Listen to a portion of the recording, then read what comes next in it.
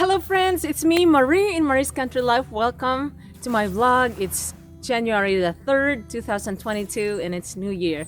I would like to say Happy New Year and God bless all of you wherever you are, my followers all around the globe. Today is January the 3rd, 2022. For a while, like November and December, we didn't have cold half part of winter, but right now it's getting colder and this is our first snow here in Tennessee 2022, and as you can see there's snow in the background. Today I'm going to share with you something that I learned my experience living here in the United States since I came here 12 years ago, since I married my husband, my Caucasian husband. Originally I'm from the Philippines. And as you know, Philippines is a tropical country. There's only rainy season and hot season and something in between. We do get a little bit of cool around December, January and February, but the average temperature in the Philippines is either hot or rainy. So there's monsoon, there's typhoons, as you know. And so today I'm going to talk about the differences between living off-grid, semi-off-grid, and something in between, or a combination of both. It's been a blessing to be here in the country. My husband and I, before we moved here, that was 10 years ago, we were living in an apartment in the city where he was working, and I was also doing some CNA jobs. And anyway, we decided to move because we know that's the right thing to do, and we were planning then that we were going to have children, and so we wanted to raise our children in the country and not in the city. And following God's counsel through the messenger and spirit of prophecy through Ellen White.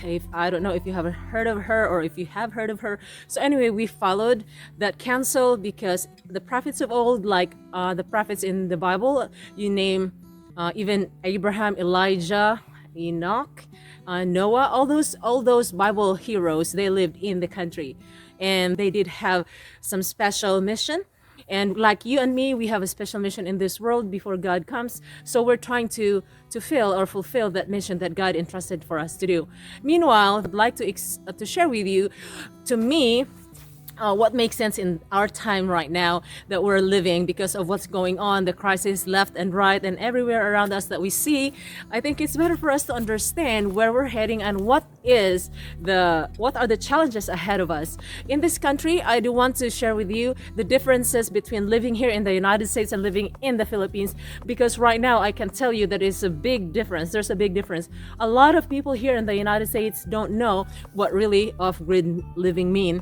Because people here, even though when I was talking with my parents, like last week, they were talking that, oh, okay, yeah, don't worry about us when the hard, tough times come, because we know that we will survive. You know how poor we are, and we will survive just living off of whatever they can find in the woods, and they will survive.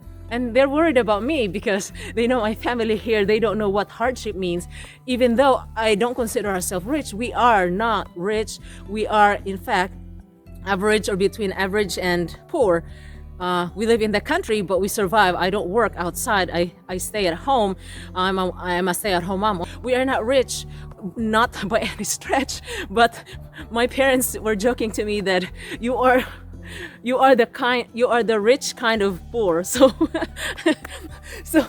they were joking to me that I was me coming to America, that I become the rich kind of poor, because here in the United States, yes, there are poor people, but you're talking that even though the poor here, they are driving vehicles, they have four wheels. In the Philippines, when you're poor, you are really poor. You have to walk, and then you don't have all the conveniences in life. So here in America, even though you're poor, unless you're homeless and you're really living on the streets and you have nowhere to go, that's really, really poor in America. But it's rare. The average people here in America are living in houses. But yes, I mean, media don't show you that there are a lot of poor people here and homeless. But anyway, let's set this aside. I'm just trying to differentiate the poor in America, the off-grid living in America, and the people that are living in regular houses here in America, and the people that are living off-grid, like really off-grid in the Philippines. Because a lot of people, when I was growing up, I consider it now that I can compare that I live in the Philippines as the off-grid style, because I grew up that we didn't have electricity, we didn't have all these push buttons that my parents now enjoy. Well, when I was in high school, that's when we started having electricity. We can now use the stove for cooking. But me growing up in the Philippines, we have to get our firewood in the woods. We have a kitchen with dirt on it, and we use manual fire, manual cooking without this electric stove and push button. No electric stove, no propane and all. But we did have a little bit of kerosene stove that we put a kerosene fuel in it, but we hardly use it. But anyway, our main use of firewood was going into the woods and get some firewood and start cooking. That's how we start. That's how I learned it. And getting water, we have our water outside, and we have to haul water back and forth into the house so that we have water to use for cooking and washing. I grew up, we didn't have water in the house. So, but eventually when I turned high school, my parents acquired electricity. They had the house installed with electricity, and then we had our own water that came into our house, but then connected from the outside. But anyway, it's a communal thing. People get water from the main source and then just connect. Anyway, so comparing my lifestyle in the Philippines and here, I could say a big difference. Have I adapted to the American life? Yes, I have, for sure. But there are certain ways that me as a Filipino, I have not done away with, and I'm still using it. And in fact, I'm teaching my children to do the same thing, because what happens to all these Americans right now, I'm telling to everybody that I know, and just in general, Americans that are living right now the way they are used to living here, push button here, all the conveniences. What's going to happen if all these conveniences are gone and be cut off? So what's going to happen? Are you going to survive? Are you going to eat? Or are you just going to give in to what the government tells you? Okay, because you have nothing, you have to comply about anything. So meanwhile, we are advised to, in the spirit of prophecy, the biblical counsel, that we have to use our brain, we have to use our hands, we have to work, because God will bless our efforts. So living off-grid here, in our place here, we are not 100% off-grid. So I would like to consider ourselves here semi-off-grid, because we don't have running water from the city. We have our well water, so we don't depend on the city water. But we still use electricity from the grid. We pay monthly from the city electricity. Even though we live in the country, we still use that convenience. But we do have now, we are planning on doing the off-grid, but we just didn't get to it yet because of money. So later in this talk, I'm going to tell you things that you have to consider when you're trying to transition from being totally dependent on grid, water, and everything that the city life gives you. To those of you out there, to all of you that are planning to transition from being city people to country living people, or off-grid, homesteading, there are ways that you can consider. I'm trying to share what I have learned in the Philippines and here. Like I said, I'm applying both. The convenience is very convenient to use, but at the same time, there is something that you will learn. And I want to encourage for people to try doing practice living outside of your convenience, because worst come to worst, you're gonna resort to asking for somebody to do it for you. So anyway, but of course, you have to consider things that you don't want to do it abruptly. You don't want to do it out of like that. Okay, it's just a snap of planning. You have to do a lot of planning. In the Philippines, the difference between living here and the Philippines, because most people there live simple life, okay? And because there is no winter in the Philippines, life can be easier, because you can grow things or you can grow food year round, as long as you are determined, as long as you work with your hands, as long as you are a hard worker, you're diligent, you will provide and you will survive. But here in the US, and you have 4 seasons, you have to plan strategically, you have to do what needs to be done and prepare and planning so that you will survive, especially in winter. The most difficult season to deal if you live in the 4-season country is the winter. So when the time comes that all the conveniences will be cut off from God's people, because time will come, if you don't abide, if you don't follow what the government says to you, then they will tell you you have no food, you have no electricity, you have no water source. Of that, we need to start learning, we need to start praying fervently and earnestly. Plan, pray and actually do it, because nothing is impossible with God. When we moved here 10 years ago, we planned, we prayed to God to please show us the way. Show us the place where you want us to be, because we want to follow your counsel. We want to raise our children in the right way. Our place here is not perfect, far from it. We have a lot of things to do. Raising kids in the country, it does not guarantee that they are perfect kids, that they are well-behaved kids. There are still challenges, but I would say my husband and I, we both agree that it's better, it's so much better. And even Ellen White says that it's 10 times easier to raise children in the country than in the city. And let that sink in. So it means that it's 10 times harder to raise children in the city than in the countryside. Okay, with all the influences and all the things that they can that will distract. Anyway, that's a different topic. You can watch my previous videos about country living benefits and the disadvantages. Okay, I will just put it in the link. Right now, I'm going to talk to you about the seven things that you must consider in choosing whether you live semi-off-grid or totally off-grid or something in between, or a combination. So semi-off-grid is what I'm referring to as a combination. But anyway, first you have to consider your location. If you live in the city, of course, that is a good way for you to plan that, okay, we are living in the city and everything is within our convenience and within our reach. You can just walk into the grocery store and buy everything you want. Okay? Consider your location. The location must have as much as possible. It's a must. If you're trying to transition from being city people to country living people, the location must have water, above ground water, if as much as possible, creek running water above ground, or well water. A combination of both is very good. Here in our property at the bottom of the hill, we have a creek. We shared it with other people as well, but our property has a creek. And shortly after we moved in here, we have a well dug. So first to consider if you plan to transition from being semi off-grid or completely off-grid. Location. Second is your financial capability. You may want to save up for a little bit. You may have a little bit of money set aside. You may want to consider selling your property and move to a country right now, or wait for a year or so. But you will know when the right thing to go and to move out, when God is with you. And if you keep praying, God will tell you when is the right time to do. So second, you have to consider the financial capability. If you already have multiple debts, you don't want to add debts to it. So you may want to do some selling of properties to pay off this. And then anyway, it's between you and your spouse. You have to think about it, pray about it, because nothing is impossible with God. When you pray, God will show you. And of course, be patient, because your prayer may not be answered overnight, the week after you prayed, or 2 weeks after. It could take another year or so, but God will clearly show you the way. The third thing to consider if you want to do off-grid or semi-off-grid is your motive of doing it. What is your motive of doing it? What are your plans? What do you envision yourself? How do you envision yourself and your family? Are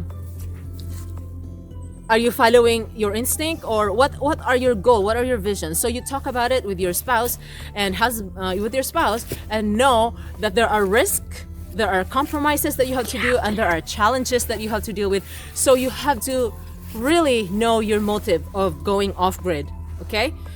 And even if you don't go completely off-grid, you have to know your motive. The fourth thing to consider is your planning and your execution and timing, okay? Your planning and your timing. Because if you know that it's the right time for you to move, you do it right away with God's direction, with God's help. So you have to plan. The number 4 goes with your motive, okay? The fourth consideration goes hand in hand with your motive of doing it. So anyway, you have to plan, really plan, pray about it, and then execute it once the answer, once the sign is there. So when you do it, I suggest that you fast and pray and ask God for a sign, whether to move forward or to stay a little bit and then wait for his clear sign. Okay? That's how I would recommend it. Ask God for a sign, because if you ask God for a sign, multiple sign, not just one, to make sure, just like what Gideon asked for God. He asked God ask God for 2 signs. So you can do the same thing. There's nothing impossible with God. If you ask God, ask for signs, because if you ask for signs and God will answer your prayer, then nothing could go wrong. And you know that even if something could go wrong along the way, after you follow that decision that you know was from God, nothing could go wrong. And if something goes wrong, God will help you through it easily, and then He will navigate you through it, and He will help you get out of that problem easier. 5, the 5th thing to consider is your sustainability. Once you move from your city convenience to the country, or if you plan to do semi-off-grid, a combination of a little bit of convenience and off-grid, like totally dependent on it, or not depending. If you consider, once you plan and once you execute it, you have to think about sustainability. Sustainability is important, because if you live farther away from the city, you have to consider your source of food, your source of water, your source of power and electricity, your source of drying clothes during winter time. Of course, that goes with your drying using electricity. And then of course your food preservation. How do you want your food preservation done? Using electricity or manually or using natural sunlight or something like that?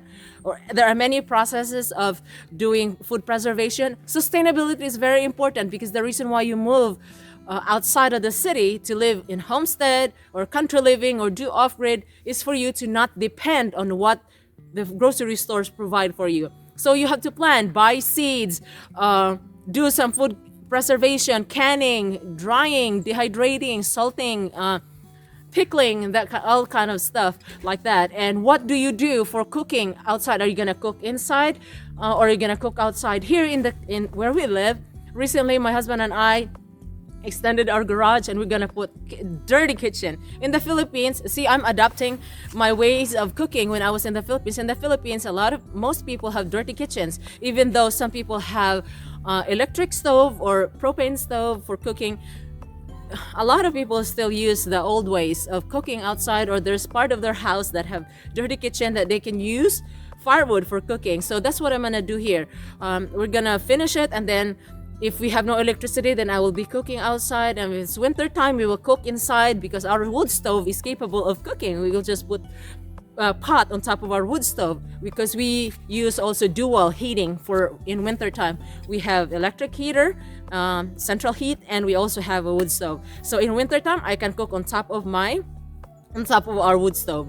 So we have to think, we have to be sustainable, planning ahead, because if we don't do it, nobody's gonna do it for us. It really does require planning. And your source of water, if you want to depend on your well water, of course that would require electricity. If you have no electricity, then of course that would require for you to have a hand pump, because for well water it requires for you to have a hand pump. Like today, yesterday something happened to our faucet outside, so my husband had to turn off the water, and so now we have no water.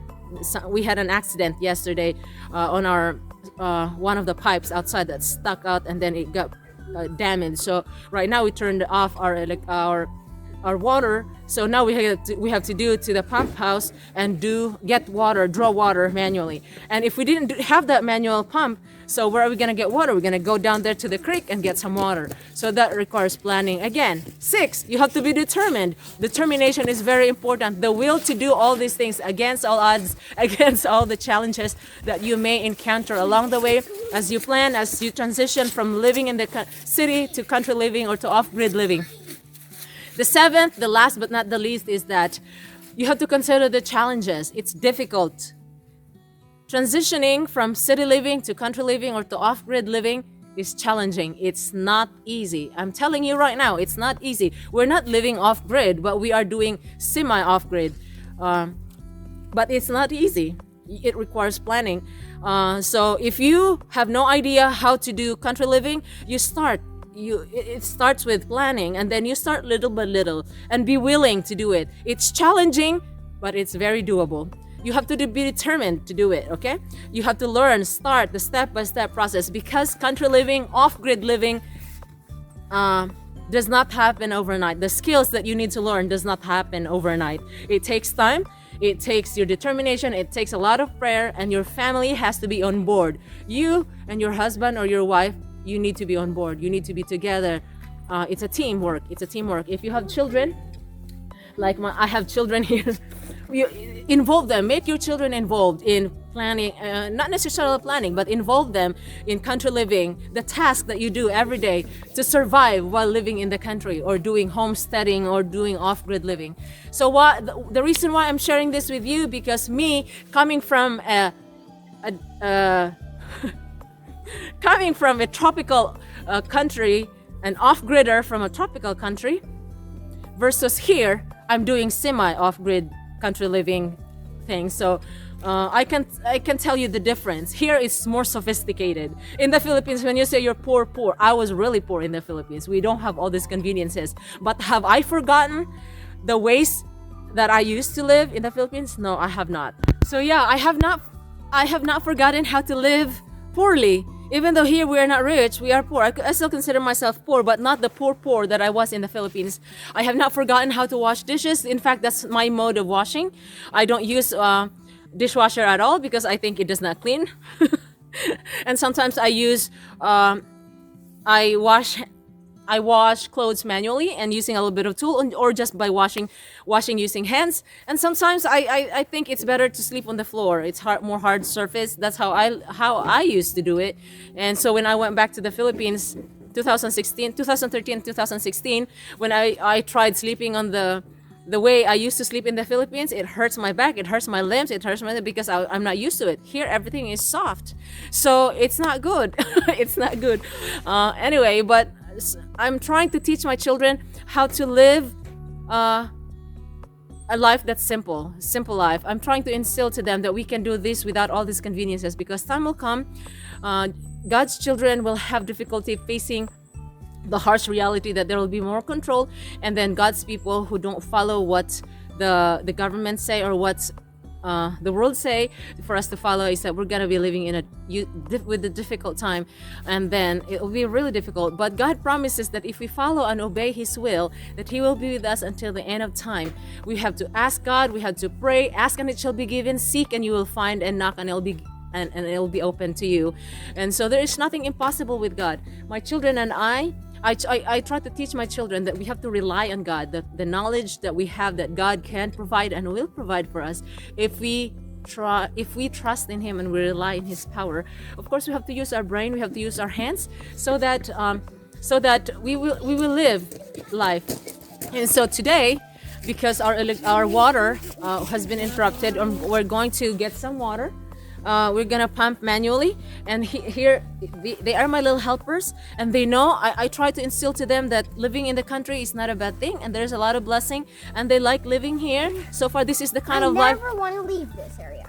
This is the kind of life that they grew up with, and they are used to doing these the things here. But anyway, and my kids are not perfect. Every day, every day we learn, and every day there's a lot of things to do. But I'm glad that we are here in this place. So to those of you who are still planning to move out of the city and live in the country, pray, keep praying. God will not leave your family hopeless. He will not ignore you. If he has done it to my family 10 years ago, He will do it to you as well. We are living in this very critical time, and if there is something that we need to do and change, it must be changed right now. We don't wait until 2, 3, 4, 5 years from now, unless God wants you to be that way, to wait that long. But I doubt it. God wants us to move out of the cities. It's been the message since 150 years ago, when Ellen White has been advocating, move out of the cities. It's better to live in the country. It's good for your children. So yeah, train our children in the ways they should go, and when they grow old, they will not depart from it. And today we're going to haul some water, because our water has been the pipe, one of the pipes that was sticking out accidentally got bumped, and it's broken and it's destroyed. So it will require for us to fix it, for our daddy, my husband to fix it. But anyway, meanwhile, we have to go over there and get some water and pump out some water, so we have something to use. So that's the beauty of living in the country. We have to learn to survive and to make do. If conveniences are not readily available. We have to use our mind, our hands, and work it out and ask for well, right now we still have internet, right? So there's YouTube University. People can learn from random skills. It's the skills of day-to-day thing, the skills that we need to learn, because country living and the skills, homesteading, off-grid living, the skills that you must learn to survive don't happen overnight. The skills, you cannot hone your skills overnight. It's a step-by-step process, and you have to learn step 1, step 2, step 3. If you've lived in the city all your life, it will take a little while, but if you are willing and determined to learn, you will. It's not impossible for you to learn, because there are many people that have done that, and they have listened and they have followed God's calling to move out, to settle. Living in the country or living off-grid does not mean that you won't encounter a lot of problems. You will, but the problem will be a little different, because it does not involve convenience. Here in the country, you will rely more on God's wisdom. You will rely on God to do things for you and help you through difficulties and challenges. So right now we're gonna go over there to the pump house and we're gonna pump some water manually. Thank you for watching. Feel free to message and leave comments in the chat box, and let's chat, and I'm willing to hear your experience, so I will learn it, and so we can implement whatever tips you have for country living, semi off-grid living, or off-grid living. Feel free to message me, and any tips that you can share for all the people, for me to share, and for other people as well. Thank you. I'm just trying to share with you what this country, this tropical country off-gridder, a different way in the Philippines, learn from you. I'm willing to hear from you. Thank you so much. Until next time, Happy New Year. Bye.